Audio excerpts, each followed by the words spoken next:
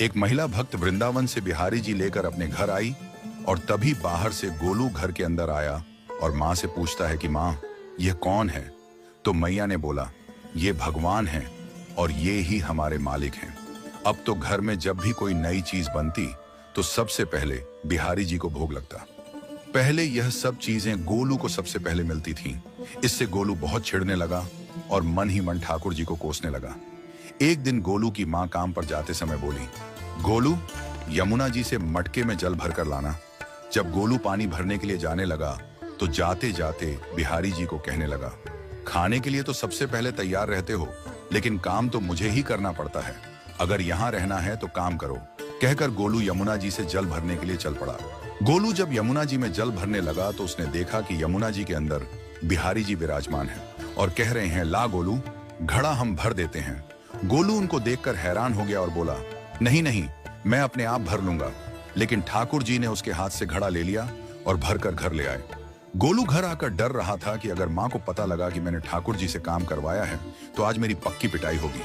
माँ ने घर आकर बिहारी जी को गीले कपड़ों में देखा तो एकदम से हैरान हो गई और कहने लगी कि गोलू, ये जरूर तेरी शरारत है, जरूर तूने ही इन पर जल डाला है। गोलू ने अपनी माँ को समझाने का बहुत प्रयास किया, लेकिन माँ ने उसको डांट कर चुप करा दिया और ठाकुर जी के भीगे हुए वस्त्रों को बदलने लगी।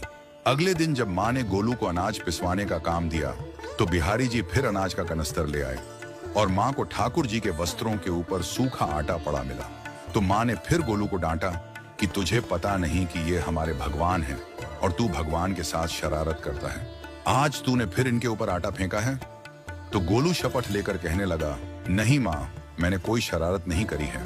ये तो मेरे हाथ से गेहूं का कनस्तर लेकर खुद पिसवा कर आए हैं। गोलू की माँ आज बहुत गुस्सा हुई।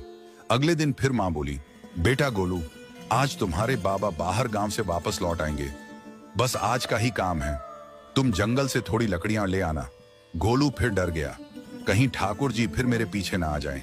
गोलू ने माँ को बोला कि मैं चला तो जाऊंगा, लेकिन बिहारी जी को समझा लो, वो मेरे पीछे ना आए। उसकी माँ हंसकर बोली, हाँ हाँ समझा दूंगी, तुम जाओ तो सही।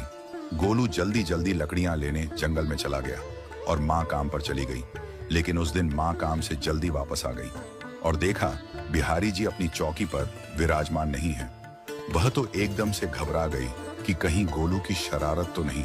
वह भागी भागी जंगल की तरफ गई।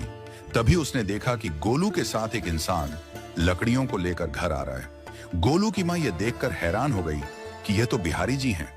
ये क्या हमारे भगवान हमारा काम कर रहे हैं? इसका अर्थ गोलू ठीक कह रहा था। वह जल्दी जल्दी भागकर ठाकुर जी के पास गई और लकड़ियां उनके हाथ से लेते हुए उनके चरणों में गिरकर रोती हुई बोली, हे बिहारी जी, ये आप क्या कर रहे हो? मुंह गरीब का काम क्यों कर रहे हो? ठाकुर जी मुस्कुराते हुए बोले, हमें तो तेरे बेटे पर बहुत प्यार आता है। सब लोग हमें भगवान समझते हैं, लेकिन एक तेरा बेटा ही था जो हमको अपना मानता था। अपना मानकर वो हमें डांट भी देता था, हमारे साथ गुस्सा भी करता था, और जो हमें एक बार अपना मान लेता है तो हम उसके मान के लिए उसके ही हो जाते हैं।